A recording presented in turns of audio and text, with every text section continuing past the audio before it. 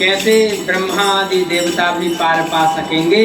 श्री हित महाप्रभु जी कहते हैं, यो ब्रह्म रुद्र शुक नारद भीष्म ये सभी मुख्य ही रालक्षितो न सहसा पुरुषस्य तस्या। उस परम पुरुष श्री कृष्ण की लीला को ये सभी महापुरुष भी लक्षित नहीं कर पाते हैं। अलक्षितो कि श्री कृष्ण कौन सी लीला कब कैसे करने वाले हैं।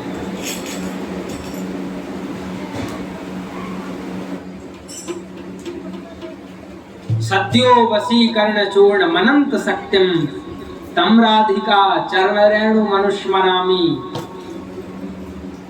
ये सभी महानुभाव भी जिन श्री कृष्ण के चरणारविंदों को लक्षित नहीं कर पाते और हमारे वृंदावन में नित्य निकुंजेश्वरी सर्वेश्वरी प्राणेश्वरी हृदयेश्वरी श्री राधा किशोरी के चरणारविंदों की बातों की महाराज क्या ही करें कि श्री कृष्ण भी उनके चरणारविंदों का पार नहीं पा पाते। तो ऐसे के लिए हित हरिवंश चंद्र महाप्रभु जी कहते हैं, तम राधिका चरण रेणु मनुस्मरामी। मैं ऐसी राधा किशोरी के चरणारविंदों का स्मरण करता हूँ। वो नंद नंदन कैसे हैं? बोले रसघन मोहन मूर्तिम विचित्र केली महोत्सवोल्लसितम। श्री राधा चरण विलोडित रुचिर शिखंडम हरिम बंदे। वो कैसे हैं? सेवा कुंज में श्री जी के चरणारविंदों में सदैव उनका मयूर पुच्छ झुका रहता है, उनका सिर झुका रहता है। और जहाँ हमारी राधा रानी श्री किशोरी जी लाडली जी जहाँ चरण रखती हैं, श्री कृष्ण दोनों नेत्र रख देते हैं उनकी अवगाहनी के लिए। श्री कृष्ण अपने प्राणों को बिछा देते हैं।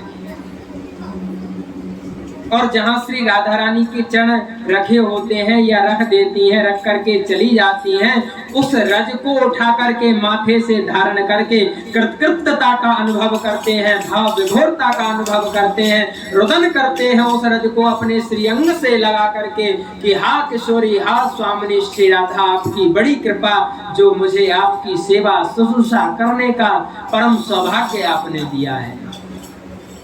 तो श्री किशोरी जी के चरणारविंदों में इतनी दैन्यता की पराकाष्ठा में श्री कृष्ण सदैव लगे रहते हैं। इसीलिए हम श्री राधा रानी के चरणारविंदों की ठसक लेकर के श्री स्वामी जी के चरणारविंदों की कृपा को प्राप्त करके, महाराज जो श्री जी की सेवा में सखियां होती हैं तो श्री जी कह दें कि हमें श्री कृष्ण से अभी नहीं मिलना है, आप निकुंज से बाहर करो इन्हें, गेट से बाहर करो इन्हें। तो महाराज श्री जी की वार्ता सुन करके ललिता आदि सखी, हित सजनी सखी आदि ये सभी श्री कृष्ण को बाहर कर देती हैं। अब श्री कृष्ण उन सखियों के हाथ जोड़ते हैं, पैर पड़ते हैं।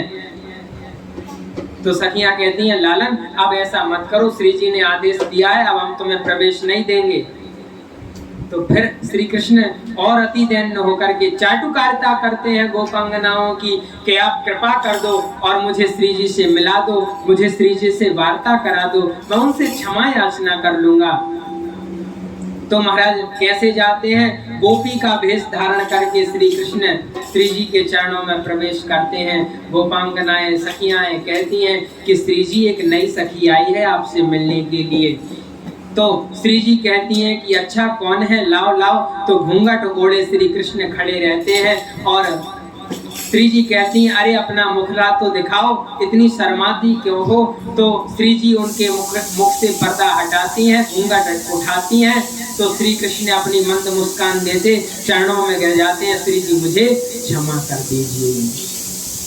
और ऐसे जो है युगल सरकाल मिल करके और फिर दिव्य रास प्रारंभ हो जाता है। तो कहने का भाव है ये तो रस की भूमि है और रस की भाव रस की वार्ता रस बिना कोई समझ सके ना, ये तो उसके ही भाग्य में है जिसपे निकुंजेश्वरी सर्वेश्वरी श्री राधा रानी कृपा कर दें और करुणा करके एक रस की बूंद उसके हृदय में डाल दें। तो महाराज उसका हृदय उस प्रेम से रंजित होकर के प्रेम में डूब जाया करता है। बोलिए लाडली लाल सरकार की।